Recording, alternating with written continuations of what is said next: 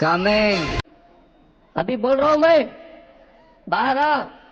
आके लोगों से, अगर लोगों तुम्हें बात सुनने का है तो सुन, नहीं तो मार मार के भगाएंगे तुम्हें।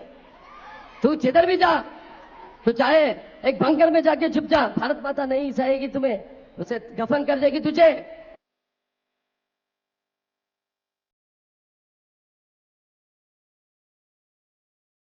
हाय guys, welcome back to the channel. और आज हम रिव्यू करने वाले हैं। मेरा रिएक्शन शायद आपको बता दे कि मैं कितना डिसअपॉइंटेड हूँ। बट हाँ, हम आज डिस्कस करने वाले हैं जननायकन। ये मैं हिंदी में डिस्कस कर रहा हूँ। वैसे शायद मुझे इंग्लिश में इसे इसका रिव्यू करना चाहिए था, लेकिन जितने भी मेरे साथी हैं, मेरे दोस्त हैं, सबको पता है कि I am a huge Thalapathy fan. शायद इसीलिए ये वीडियो मेरे लिए काफ़ी इम्पोर्टेंट हो जाता है और काफ़ी मुश्किल हो जाता है इसे बनाना, क्योंकि ये उनकी लास्ट फिल्म थी और मुझे ऐसा लगता है कि ये लास्ट फिल्म उनकी नहीं होनी चाहिए थी। मेरा दिल टूट चुका है। क्यों? क्योंकि पहली बात तो वो जब पॉलिटिक्स में गए थे तभी से मुझे थोड़ा-सा आई वाज़ स्केप्टिकल कि यार एक किस हिसाब की उनकी जर्नी होगी। आई डोंट नो किस हिसाब के वो डिसीज़न लेंगे। That is a whole different scenario itself. फिर उसके बाद जननायकन जब रिलीज़ हुई उनके सीएम बनने के बाद, तो द थिंग वाज़ लाइक कि अब मुझे ऐसा लगता है कि शायद सीबीएफसी ने जो बैन लगाया था इस फ़िल्म के ऊपर, वो बैन सही था। शायद ये फ़िल्म रिलीज़ ही नहीं होनी चाहिए थी। तो मेरा दिल इसलिए टूट जाता है क्योंकि पॉलिटिक्स में जाने के बाद जिस हिसाब का स्टांस उनका रहा है, नीट पेपर लीक का पूरा आंदोलन चल रहा था, जो पुलिस ने ब्रुटैलिटी करी थी, उसके ऊपर उनका कोई भी बयान, कोई भी टिप्पणी नहीं आई। एंड उस टाइम पे वो जननायकन को प्रमोट कर रहे थे अपने सोशल मीडिया हैंडल्स पे। तो ये मुझे सबसे बड़ा एक तरीके से मुझे इस चीज़ ने हर्ट किया कि एज अ रिस्पॉन्सिबल सिटीजन उनका इस पे कोई ना कोई टिप्पणी आना चाहिए था। और जबकि वो एक स्टेट के सीएम है, उस स्टेट के सीएम है जहाँ पे नीट का स्टार्टिंग से विरोध किया जा रहा है, जहाँ के लोग काफ़ी इंटेलेक्चुअल और इंटेलिजेंट माने जाते हैं इन सब टॉपिक्स को लेके। उस स्टेट का सीएम होने के बावजूद आपने कोई टिप्पणी नहीं कही और आप जननायकन को आप प्रमोट कर रहे थे। तो मेरा दिल वहीं पे टूट चुका था। उसके बाद जब मैं फ़िल्म देखने गया तो मुझे कोई उम्मीद नहीं थी फ़िल्म से। मैं सिर्फ़ एज़ अ तलपति फ़ैन, क्योंकि वो लास्ट फ़िल्म थी, मैं होल्ड नहीं कर पाया। पहले मेरा मन था कि मैं नहीं देखूँगा इस फ़िल्म को, लेकिन बाद में मेरा ऐसा था कि नहीं, वो जो अ, एक मेरा इमोशन है तलपति को लेके, तो मैं उस चक्कर में मैं गया था। मैंने फ़िल्म देखी और एच विनोद, मुझे कोई उम्मीद नहीं थी उनसे, जो कि डायरेक्टर है मूवी के। ये फ़िल्म रीमेक है भगवंत केसरी की, जो कि एक और वाहियात फ़िल्म है। पहले से ही बालिया बाबू उसमें लीड रोल में थे।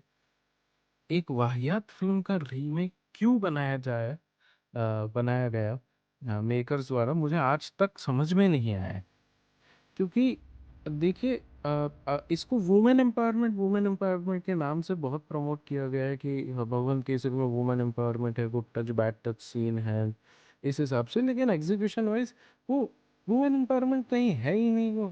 वो एक मेल प्रोटोगनिस्ट है, वो अपने फोर्सफुल डिसीजंस जो है वो एक अडॉप्टेड अपनी बच्ची के ऊपर थोपता जा रहा है, थोपता जा रहा है, थोपता जा रहा है। वो कभी सुन ही नहीं रहा है कि वो करना क्या चाहती है लाइफ में।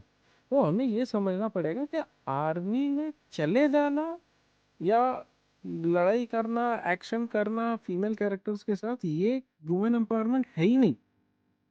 आपके थॉट्स क्या है? आप कैसे पेट्रियार्की को बैश करते हो? आप क्या करते हो? उसके रिगार्डिंग आपकी सोच क्या है? आपके क्या एक्शंस है?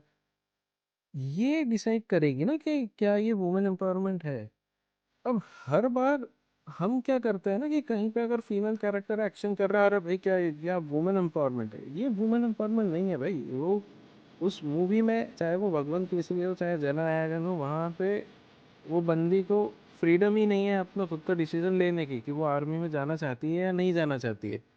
वो कॉलेज जा रही है, अपनी नॉर्मल लाइफ जी रही है, उसे नहीं बनना extra ordinary, that is her choice. आप क्यों उसके ऊपर अपना सोच थोप रहे हो? That is the biggest negative point of both of the films. उसके बाद इतनी बेकार एक्शन कोरियोग्राफी है इसमें, इट्स लाइक एच विनोद का लेवल इतना नीचे आ जाएगा, लाइक वर्स्ट टू वर्स्ट वो फिल्म बाय फिल्म होते जा रहे हैं। मैंने ये कभी एक्सपेक्ट ही नहीं किया था। अगर आपने थीरन देखी होगी तो it was like a very different, H Vinod was very different director in that. वहां से हमें उम्मीद थी कि लोकेश कनगराज और एच विनोद जैसे डायरेक्टर्स तमिल सिनेमा को पता नहीं कहाँ से कहाँ ले जा सकते हैं। तो एच विनोद तो उस रेस में अब है ही नहीं। ऐसा लगता है कि कोई एच विनोद को जानता ही नहीं है। किस बात का डायरेक्शन, कौन सा डायरेक्शन, कुछ समझ में ही नहीं आता है कि भाई ये चल क्या रहा है। ये क्यों, ये क्यों, मतलब कि क्यों हो रहा है, ये किस लिए हो रहा है, ये आज तक समझ में ही नहीं आया है। उनकी फिल्मोग्राफी अगर आप देखें तो पिंक उन्होंने एक रीमेक करी, उसके बाद फिर उनकी वाली माही आई, तुनी वो आई, उसका क्या हश्र हुआ था, क्या स्टोरी प्लॉट था। तुनी वो में तो फिर भी एक्शन कोरियोग्राफी अच्छी थी, फर्स्ट हाफ पूरा एक्शन पैक था, थोड़ा रेसी था, तो इट वाज लाइक बियरेबल। लेकिन जननायकन में तो ये समझ में ही नहीं आ रहा कि भाई चल क्या रहा है, क्यों कर रहे हो आप, क्यों क्यों बनाया है आपने। ऐसा लगता है कि शायद तलपति विजय अब डायरेक्शन सीट भी लेना चाहते हैं। और इट्स अ क्लियर प्रोपेगेंडा कि ये फिल्म रोकी भी इसीलिए गई, सीबीएफसी ने कहा था कि भाई ये पॉलिटिकल कैंपेन उस टाइम चल रहे थे और ये प्रोपेगेंडा फिल्म ही थी। इसका कोई सर पैर नहीं है। मैं खुद इतना डिसअपॉइंटेड हूँ कि मैं पहली बार एक हाउसफुल थिएटर में गया जहाँ पे ना तलपति की एंट्री के ऊपर कोई चेयर अप कर रहा है, ना ही सॉन्ग्स के ऊपर कोई चेयर अप कर रहा है, सब सैड है। इवन लास्ट में जो डॉक्यूमेंट्री स्टाइल मोन्टाज चलाने की उन्होंने कोशिश करी है कि उनके जो फर्स्ट फिल्म से लेके रीसेंट फिल्म तक का कुछ मोन्टाज चला के इमोशन जगाया जाए, वो भी इतना लैकलस्टर एफर्ट है, ये समझ में ही नहीं आता कि वाई भाई क्यों कर रहे हो तुम, किसने बोला तुम्हें ये करने के लिए। पूजा हेगड़े का इसमें कोई रोल नहीं है, वो कुछ कर ही नहीं रही है। सब एक बंदे के ऊपर डाल दिया है कि हाँ भाई जननायकन ये करेंगे वो करेंगे, कुछ है नहीं उसमें। रैंडम सीन्स हैं। जिस बंदे को कहा जा रहा था कि भाई ये तमिल सिनेमा को एक दिन आगे ले जाएगा, एच विनोद, वो कुछ कर ही नहीं रहा है इस फिल्म में। क्या राइटिंग है कुछ समझ में नहीं आ रहा है, क्या सॉन्ग्स है कब आ रहे हैं कुछ समझ में नहीं आ रहा है। तो ये तो मतलब एक तरीके से इस टाइप का फेयरवेल तो मतलब किसी भी लेजेंडरी एक्टर को नहीं मिलना चाहिए। एंड वी ऑल नो कि Thalapathy Vijay was always involved in the decision making of like going ahead with Jananayagan. He wanted to do that film and KVN production से तो मुझे लगता है कि कोई उम्मीद ही नहीं रखनी चाहिए, क्योंकि अपनी इनकी तो सारी फिल्में फ्लॉप हो रही है। फ्लॉप तो छोड़ो, सारी की सारी फिल्मों की जो प्रोडक्शन क्वालिटी है वो टेक्निकली सही भी नहीं है। तो ये क्या कोई मनी लॉन्ड्रिंग कर रहे हैं, क्या कर रहे हैं, कुछ समझ में नहीं आ रहा है मुझे। एंड सब कुछ इस फिल्म में लाइक बहुत खराब है। मैं बिल्कुल नहीं चाहता था कि ऐसा कुछ हो इस टाइप की फिल्म के साथ। बट लेट्स सी, अब ये रिलीज हो चुकी है, कुछ कहा नहीं जा सकता।